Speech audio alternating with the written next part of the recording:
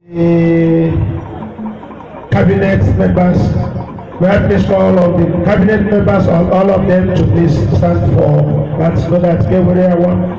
Yes, please. Hello, Chief. Well, you can come here and come here and come here. Come here to the exit. All cabinet chiefs, please receive honorable dance.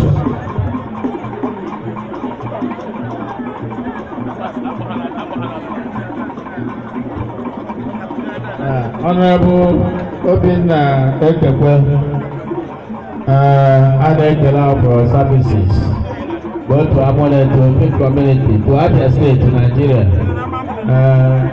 You have really worked, and people will continue to reward you. Today, the Amune La Ekekao La Nanyurugu 1. And they have become a member of Amune-Ovim Council of Chiefs. Now I'm going to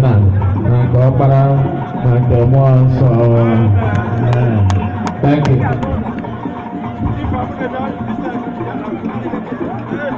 All cabinet chiefs, please. All cabinet chiefs. Yeah, the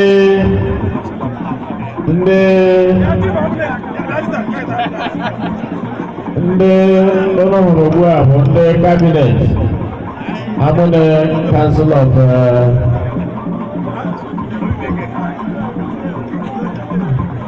I want the cabinet here, Habu chiefs, all of them.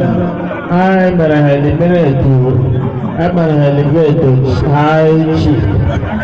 Yes. Chief Isi Emerowa, Akaparozo, you are now high chief. Isi Emerowa. Nahan Kenna, Nakokra, Nakemonso. Amen. Chief Oka Elegoa, you are now high chief Oka Elegoa. Nahan Kenna, high chief Oka Elegoa, Akopondo. Of Amune-Ovim, Nahan Kenna, Nakokra, Nakemonso.